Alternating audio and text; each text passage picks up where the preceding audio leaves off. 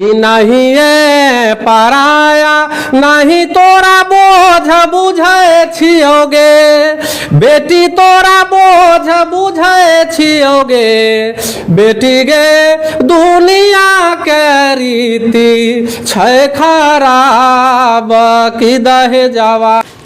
अभी हम लोग कन्या प्राथमिक विद्यालय मालदा में हैं और मालदा के एक शिक्षक जो पूरे बिहार में वायरल है और बिहार ही नहीं देश के अन्य प्रांतों में भी ये जो शिक्षक हमारे सामने खड़े हैं इनको जानते हैं। इनका नाम है बैद्यनाथ रजक, जो किसी पहचान के मोहताज नहीं है। इनके जैसा शिक्षक होना आज बिहार के प्रत्येक विद्यालय में एक एक शिक्षकों की जरूरी है। सर आपका स्वागत है हमारे पेज पर। धन्यवाद। अच्छा सर, आप बच्चों को गीत गाकर क्यों पढ़ाते हैं? देखिए, बच्चे खिलाड़ी स्वभाव के होते हैं। अच्छा। और उनको इसी सब में मन लगता है। अच्छा अच्छा। मैं देखता हूँ कि बच्चों को अगर विद्यालय में मन नहीं लगता है तो वो विद्यालय से बाहर रहने लगते हैं। अच्छा। तो मैं वो माहौल पैदा करता हूँ, क्रिएट विद्यालय में ही कर देता हूँ कि विद्यालय से में ही बच्चे एकदम जुड़े रहें। अच्छा। तो मैंने कई प्रयोग किए हैं। अच्छा। जैसे खेल खेल में पढ़ाते हैं, गीत गा के पढ़ाते हैं, एक्टिंग करते हैं, अभिनय करते हैं बच्चों के सामने। तो मुझे लगता है कि ये जो गीत गाकर है या अभिनय करके है तो इनमें बच्चे ज्यादा रुचि के साथ देखते हैं, इन्वॉल्व होते हैं और समझते हैं। अच्छा एक बात बताइए, ये गीत गाकर पढ़ाना कब से आपने स्टार्ट करा? ये लगभग 2010 से। 2010 से लगातार? बिल्कुल। अच्छा, आपकी वीडियो कब वायरल हुई थी पूरे बिहार में? ये तो लगभग 2019 में। अच्छा, कैसे वायरल हो गई थी? वो कोरोना नहीं, उसके बाद, उससे पहले भी एक वीडियो वायरल हुआ था। और बृहत स्तर पर जो है वो बाद जो विद्यालय खुला था तो हमने एक गीत बनाया था। अच्छा।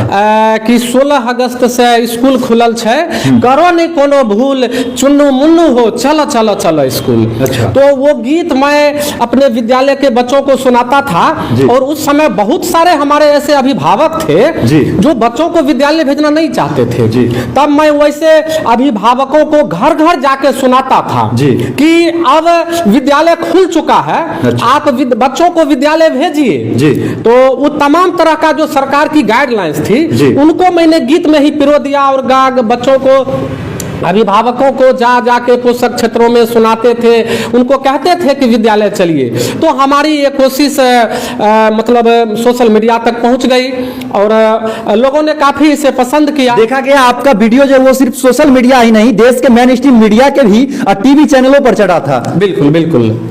अच्छा सर, आप ये जो गीत गाने वाली सिस्टम जो है कितने शिक्षकों को सिखाया है? और देखिए, हम जो यहाँ पर अपने वर्ग कक्ष में करते हैं तो इसको हम केवल वर्ग कक्ष तक ही सीमित नहीं रखते हैं। हमारा जो शिक्षकों का एक व्हाट्सएप ग्रुप या फेसबुक ग्रुप है हम उस पर भी डालते हैं, इसलिए कि इस बात को और मतलब हमारे जो साथी हैं अन्य बच्चों तक पहुंचाएं। और मुझे उसमें सफलता मिल रही है कि हमारे जो शिक्षक साथी लोग हैं हमारे इस गीत को या हमारे इस नवाचार को वो अपने विद्यालय के बच्चों तक भी पहुंचा रहे हैं। एक तरफ जहां बिहार के पत्रकार शिक्षकों की कमी ढूंढने में लगे रहते हैं, वहीं एक तरफ हमारे बिहार के एक बैद्यनाथ सर हैं जो बिहार के शिक्षकों का मान बढ़ाने में एकदम तत्पर खड़े हैं और आगे नाम लेकर के जा रहे हैं। आज अगर बिहार की शिक्षकों की बात की जाए तो कहीं ना कहीं बैद्यनाथ सर का नाम जरूर एक बार कोई ना कोई ले ही लेता है। आइए, इनके कुछ बच्चे हैं जो सर के द्वारा जो गीत गाकर पढ़ाया जाता है उसमें से कुछ बच्चियां हैं जो सीखी हैं, जिनको मैंने खड़ा करा है। और ये लोग आपको सर के द्वारा जो गीत सुनाया जाता था, पढ़ा कर गीत की भाषा में पढ़ाई कराई जाती थी, उसमें कुछ बच्चियां हैं वो एग्जर्व की है जो आप लोगों को सुनाएगी। क्या नाम है आपका बाबू? बीना। बीना। आपका बाबू? पायल। आपका? पूजा। आपका? ब्यूटी। अच्छा, आप लोग सर जो गीत गाकर सिखाते हैं तो कौन सा गीत आप लोग को सबसे अच्छा लगता है सर का?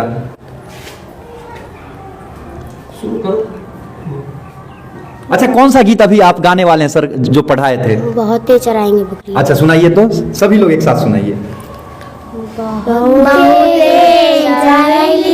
बकरी अब ना चरैबै हो, बकरी अब ना चरैबै हो, पापा हो रोजे रोजे जैबै स्कूल की पढ़ लिखी तोहर मान बढ़ैबौ, बड़ा बारिश बा पापा हो स्कूल बितैबौ, पापा हो स्कूल बितैबौ, पापा हो नहीं करी अंधेरा, कब हो जीना बुझिया हो। वाह, बहुत अच्छा, ताली बजाइए इनके लिए। इन लोगों को सर जो सिखाए हैं, पापा हो बहुत दिन गलिया बकरी चराबे अब ना जइबा हो, मतलब इनके कहने का मतलब, आप लोग बैठ जाइए बाबू। इन लोगों का कहने का मतलब है कि पहले जो है हमारे समाज में एक कुरीति थी कि जो लड़कियां होती थी उन लोगों को, जो पेरेंट्स हैं, ज्यादा क्लास तक शिक्षा देना नहीं चाहते थे। उनके मन में कहीं ना कहीं डर रहता था कि अगर ज्यादा क्लास तक शिक्षा देता हूं तो कहीं हमारे जो बच्चियां हैं वो किसी अन्य के साथ चला ना जाए, या समाज में बहुत सारे लोग रहते हैं जो अनेक तरह की अफवाह फैला देते थे, जिसके वजह से बहुत सारी लड़कियां थी वो पढ़ नहीं पाती थी, बकरी चराने में लग जाती थी। लड़कियां ही नहीं, बच्चे भी होते थे, लड़के भी जो होते थे वो भी बकरी चराने के लिए चले जाते थे। उसको लेकर के सर ने एक गीत का निर्माण किया जिसमें बकरी चराने वाली गीत थी। सर एक बार आप अपने मुख से सुना दीजिए। अभी जो हमारी ये बच्चियां हैं जी, वो गा रही थी कि बहुते चरेलिया बकरी अब न चरेब हो जी, पापा हो रोजे रोजे भेजी है स्कूल।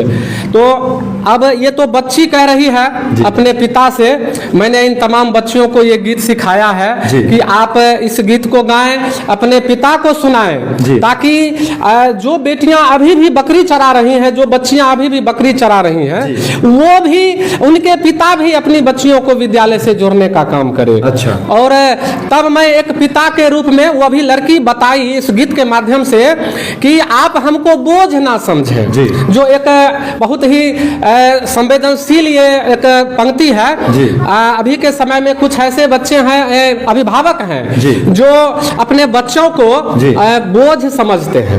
तो मैं एक अभिभावक के रूप में अपनी बच्चियों को कहता हूं कि नहीं ये पराया, नहीं तोरा बोझ बुझे छियोगे, बेटी तोरा बोझ बुझे छियोगे, बेटी गे दुनिया के रीति छै खराब की दहे जावा, हमें कहाँ से जुटैबै गे, बेटी गे दुनिया के रीति छै खराब की दहे जावा, हमें कहाँ से जुटैबै गे।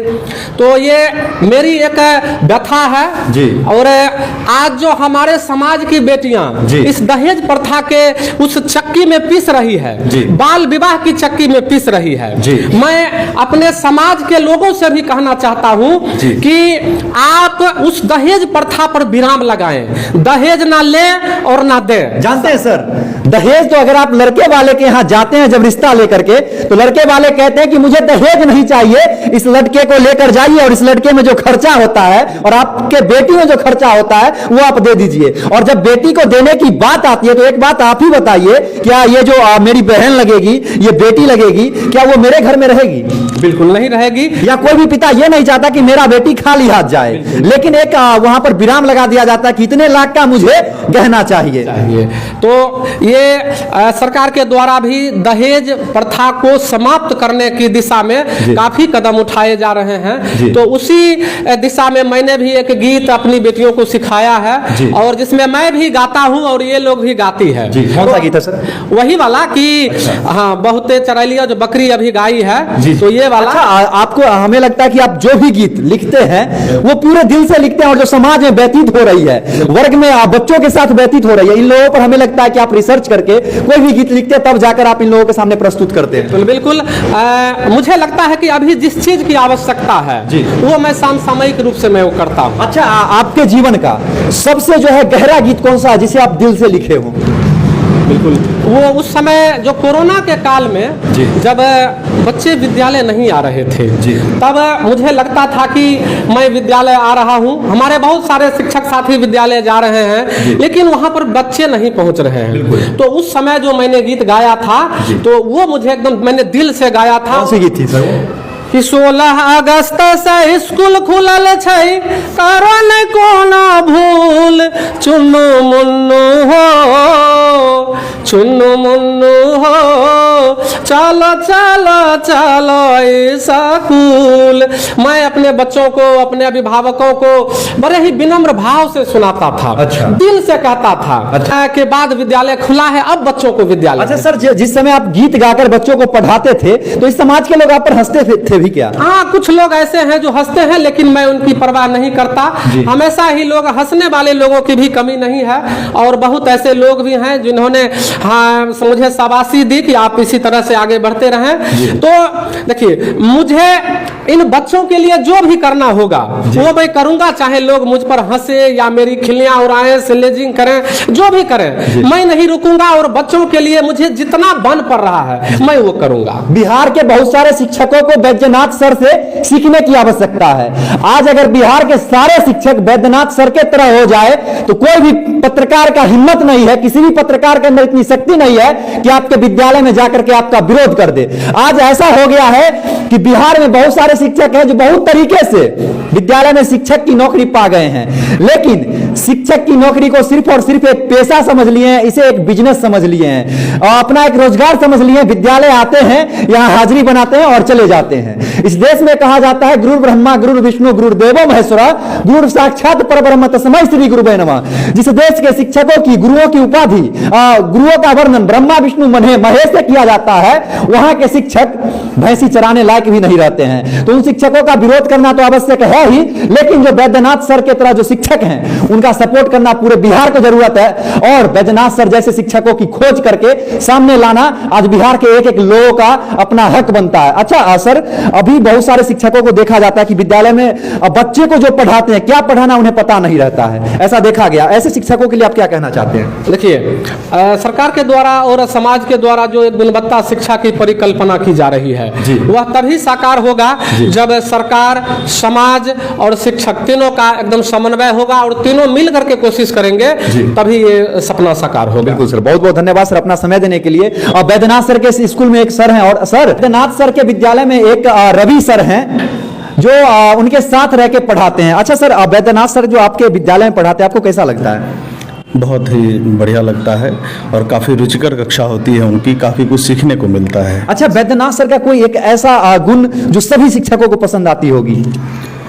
वैसे तो गुण अनेक हैं जी, लेकिन खास करके जो अभी ट्रेंड में चल रहा है जी कि गायन विधि से बच्चों को पढ़ाना, चूँकि बच्चों को पढ़ाने की अलग अलग विधा होती है, अलग अलग कला होती है जी, लेकिन जो सबसे अच्छी कला है वो है गा करके पढ़ाना, जिसमें बच्चे भी काफ़ी इंटरेस्ट लेते हैं। अच्छा। तो गा करके कुछ अपने शब्दों में बच्चों को समझा करके गाना के माध्यम से पढ़ाना काफ़ी अच्छी कला है और काफ़ी बेहतर लगती है। हम लोग भी सीखने का प्रयास करते हैं। अच्छा, आप इसी बार बहाल हुए हैं क्या? जी, हम लोग नवनियुक्त शिक्षक हैं। अच्छा, तो अभी चयन होके आए ही। अच्छा, शिक्षक की नौकरी हो गई, इसको रोजगार समझते हैं या देश सेवा समझते हैं? जी, ये सबसे पहले तो हमारे लिए यह एक समाज सेवा है, जी, देश सेवा है जी। और रोजगार तो जब हम शिक्षक पेशा से जुड़े हैं तो हमारे लिए सबसे ज़्यादा जरूरी है सम्मान जी। और जब हम ईमानदारी से काम करेंगे तो सम्मान मिलेगा ही मिलेगा जी। और उसके एवज में सरकार हमें पेट भरने लायक देती है जिससे हम अपना पेट भर सकें और ईमानदारी से काम कर सकें। अच्छा, एक तरफ देखा गया है कि प्राइवेट निजी जो विद्यालय है उसमें 1500 से 2000 रुपया मिलता है, लेकिन सरकारी विद्यालय से अच्छे क्वालिटी की शिक्षा मिल जाती है। वहीं सरकारी विद्यालय में 50-50 हजार रुपये वेतन लेने के बाद भी शिक्षक अच्छे ढंग से नहीं पढ़ाते हैं। उनके लिए क्या क्या कहना चाहते हैं आप? सबसे पहले तो मैं ये कहूँगा कि जितने भी शिक्षक हैं जी, वो कर्तव्यनिष्ठ हों जी, हम भी हों और हमारे जैसे जितने शिक्षक हैं, शिक्षिकाएं हैं, सब कर्तव्यनिष्ठ हों, अपने काम के प्रति ईमानदार रहें। और जब हम काम के प्रति ईमानदार होते हैं तो निश्चित रूप से गुण और गरिमा, जो आपने अभी कहा कि गुरु ब्रह्मा गुरु विष्णु, तो ये गुरुओं की उपाधि जो भगवान से भी बढ़कर दी गई है, निश्चित रूप से इस उपाधि को पाने के लायक हम बन जाते हैं। वैसे हम हैं नहीं, मैं अगर पर्सनली अपनी बात करूँ, अभी हम उस रास्ते पर हम सीख रहे हैं। अभी बच्चों को हम पढ़ाते नहीं हैं, इनसे काफ़ी कुछ सीखते हैं। बस इसी भाव से बच्चों के बीच रहते हैं और इनको कुछ सिखाने का प्रयास। आज बिहार के शिक्षकों को रवि सर के तरह और बैद्यनाथ सर की तरह होने की आवश्यकता है। और आप सभी शिक्षकों से जो हमारा वीडियो देख रहे हैं, आप लोगों से हाथ जोड़कर विनती है कि आप लोग भी इन सर से सीखिए और आप लोग भी कर्तव्यनिष्ठ बनने का कोशिश कीजिए ताकि हमारा देश आगे जा सके। अगर आप एक शिक्षक बर्बाद होते हैं तो पूरा समाज बर्बाद होता है, अगर पूरा समाज बर्बाद होता है तो हमारा पूरा देश बर्बाद हो जाता है। एक सर से कहानी हमने सुना था, अगर बातचीत करें तो बहुत लंबी हो जाएगी, सर के पास भी उतना बहुमूल्य समय नहीं है। सर, अपना समय देने के लिए आपको बहुत बहुत धन्यवाद सर। बहुत बहुत